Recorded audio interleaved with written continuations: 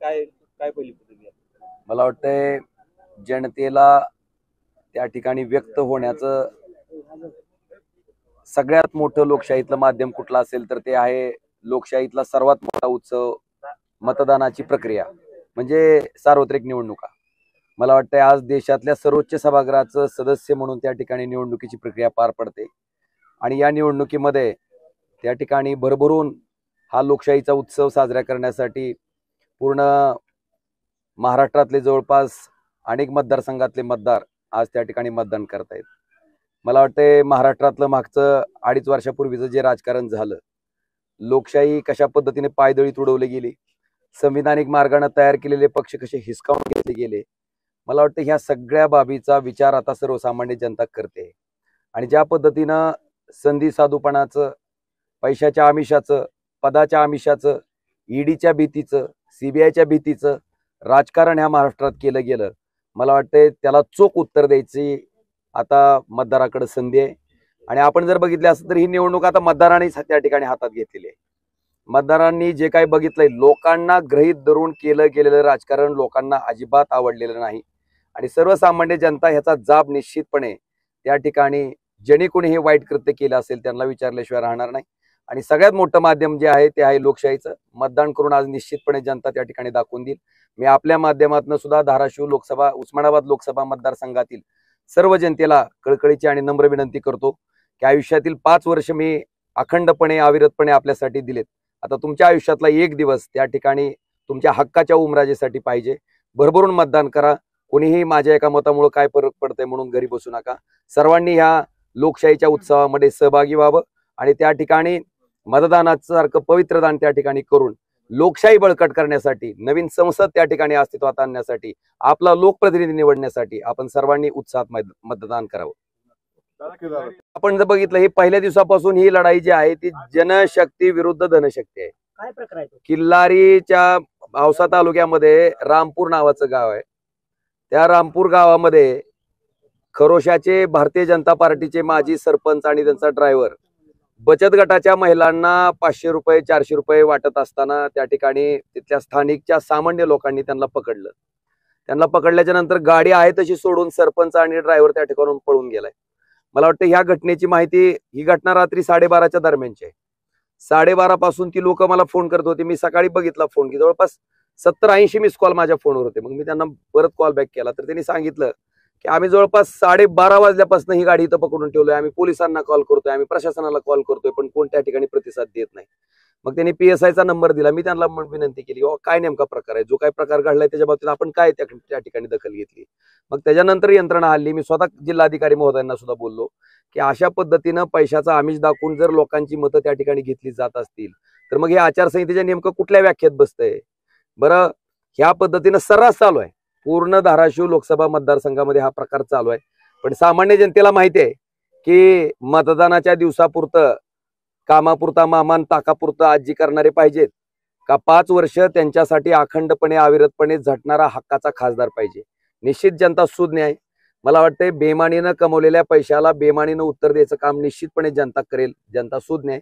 पण मला वाटतं अशा पद्धतीनं निवडणुका जिंकता येत नसतात. असं त्या ठिकाणी पैशाचा आमिष दाखवून जर निवडणुका जिंकता येत आल्या असत्या तर कदाचित मला वाटतं आपल्या देशातले उद्योगपतीच त्या ठिकाणी देश चालवला असता. सामान्य लोकांचं मत आहे, कारण गरीब झोपडीत राहणाऱ्या माणसालाही एकच मत आहे आणि मला वाटतंय कोट्याधीश असलेल्या उद्योगपतीला सुद्धा त्याच मताचा अधिकार आहे आणि दोघांच्या मताची किंमत ही सारखी आहे.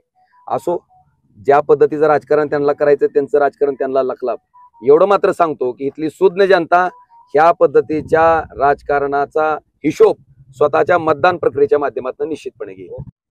मला वाटतं हा प्रश्न आता तुम्ही त्या संबंधित अधिकाऱ्याला विचारणं गरजेचं आहे की नेमकं का तुम्ही करत नाहीत. आजपर्यंत त्यांना अनेक प्रकारच्या तक्रारी प्राप्त झाल्या आणि सगळ्यातनं क्लीन चिट द्यायचा सपाटा प्रशासनाचा चालू आहे. मग नेमकं आम्ही तक्रारी करायच्या का? आज मला वाटतंय जी प्रकरणं आचारसंहितेच्या क्लिअर कट व्हायलेशन मध्ये बसतात अशा प्रकरणात सुद्धा जर अधिकारी त्या ठिकाणी विशिष्ट पक्षाच्या उमेदवाराला, सत्ताधारी पक्षाच्या उमेदवाराला जर पाठीशी घालत असतील तर ही बाब अतिशय गंभीर आहे आणि लोकशाही लोप पावत चालली त्याचं प्रतीकच आहे. अगदी अगदी अगदी अगदी अगदी नाही मला आपल्याला सांगायचं ना, ईडीच्या कारवाया सुद्धा कशा सिलेक्टिव्ह होतात आपण बघितलं. 70,000 कोटीचा घोटाळ्याचा आरोप अजित पवारांवर होतो आणि तेच अजित पवार त्यांच्याच मंत्रिमंडळात उपमुख्यमंत्री होतात, अर्थमंत्री होतात, त्यांच्या सगळ्या चौकशा थांबतात. ही एका बाजूला आहे आणि दुसऱ्या बाजूला अरविंद केजरीवाल त्यांना विरोध करतायत, त्यांना म्हणून जेलमध्ये घालून टाकलंय. मला वाटतं हे काय लोकशाहीच्या दृष्टीनं अतिशय मारक आहे. सामान्य माणसाचा आता ह्यानं विचार करणं गरजेचं आहे.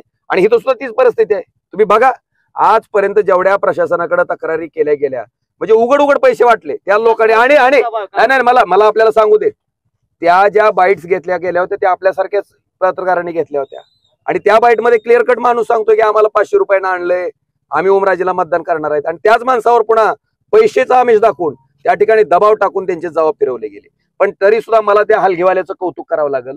रोजचा 500 मिळवणारा माणूस, पण त्या माणसाकडे 2 लाख रुपये घेऊन ही माणसं गेल्याच्या असताना त्यानं नम्रपणे नकार दिला आणि स्पष्टपणे सांगितलं त्या कांबळे नावाच्या ग्रस्तानं की डॉक्टर बाबासाहेब आंबेडकरांच्या संविधानानं मला मत कुणाला टाकायचा हा अधिकार मला दिलेला आहे. तुझं जे 500 घेतलं होतं त्याची हलगी मी तुझ्या रॅलीत वाजवून आलो. आता मतदान कुणाला टाकायचा हा अधिकार माझा सर्वस्वी माझा आहे आणि तुम्ही ठरवीन.